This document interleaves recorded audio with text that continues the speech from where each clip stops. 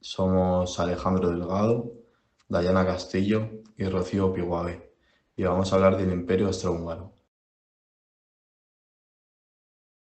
El Imperio Austrohúngaro se fundó el 8 de junio de 1867 y duró hasta el 12 de noviembre de 1918.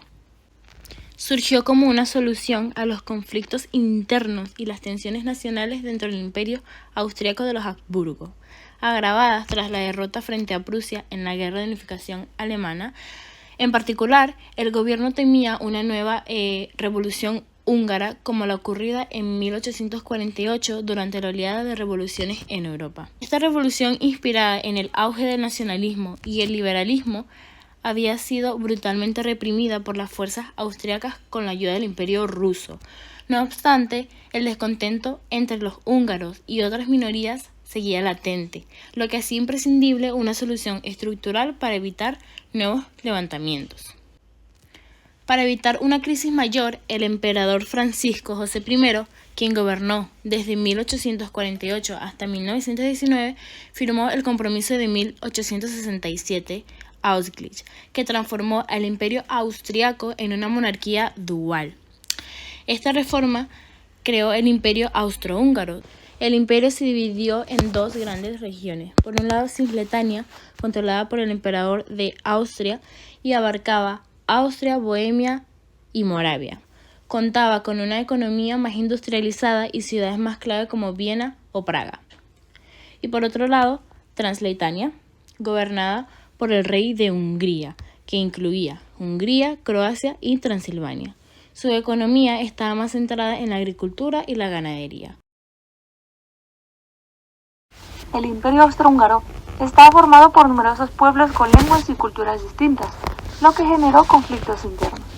Austria intentó imponer la germanización sobre checos, polacos y eslovenos, que la germanización era la extensión del alemán, ya sea con el pueblo o la cultura alemana, mientras que Hungría aplicó la magyarización a rumanos, eslovacos y croatas, que la magyarización fue el proceso de asimilación a las minorías culturales. Estas políticas provocaron el rechazo de las minorías y reforzaron los movimientos nacionalistas que exigían mayor autonomía o independencia. A lo largo del siglo XIX, el nacionalismo se fortaleció en toda Europa y afectó al imperio. Los checos pedían mayor autonomía dentro de Austria, mientras que rumanos y eslovacos se oponían al dominio húngaro. En los Balcanes, los serbios dentro del imperio querían unirse a Serbia, lo que generó tensiones con Austria y Hungría. En el plano internacional, Austro-Hungría centró su expansión en los Balcanes tras perder influencia en Alemania e Italia. En 1878, el Congreso de Berlín le otorgó la administración de Bosnia y Herzegovina, lo que aumentó la rivalidad con Serbia, que aspiraba a unir a los pueblos eslavos bajo su control con el apoyo de Rusia. En 1908, Austro-Hungría anexó oficialmente Bosnia y Herzegovina, lo que Serbia consideró una provocación. La tensión aumentó tras las guerras de los Balcanes en 1912 y 1913, en las que Serbia salió fortalecida, lo que preocupó a Viena, ya que su creciente influencia podía fomentar movimientos separatistas dentro del imperio. El punto crítico llegó en 1914, con el asesinato del archiduque Francisco Fernando en Sarajevo, a manos de Gavrilo Princip, un nacionalista serbio. Austro-Hungría culpó a Serbia y le envió un ultimátum con exigencias severas. Al no aceptarlas completamente, el imperio declaró la guerra a Serbia el 28 de julio de 1914, desencadenando la Primera Guerra Mundial debido al sistema de alianzas en Europa.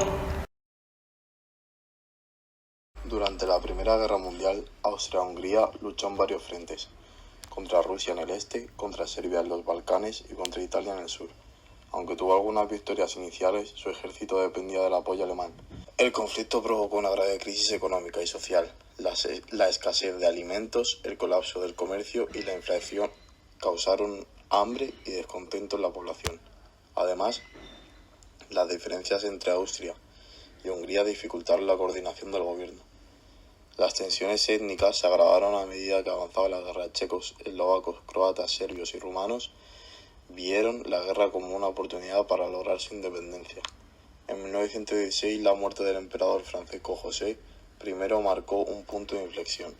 Su sucesor, Carlos I, intentó descentralizar el imperio y darle más autonomía a las distintas nacionalidades, pero éstas ya querían la independencia total. El 28 de octubre se crea Checoslovaquia. El 29 de octubre se crean los croatas, eslovenos y serbios, forman el Estado de los eslovenos, croatas y serbios. El 31 de octubre Hungría se independiza. El emperador Carlos I intentó mantenerse en el poder, pero el 11 de noviembre renunció a gobernar. 2 días después, Austria fue declarada república y Hungría hizo lo mismo el 16 de noviembre. Con esto, el imperio austrohúngaro dejó de existir. Sin embargo, la desaparición de Austria-Hungría no resolvió los conflictos étnicos ni las disputas territoriales. Las nuevas fronteras dejaron a muchas minorías insatisfechas, lo que generó tensiones en la región.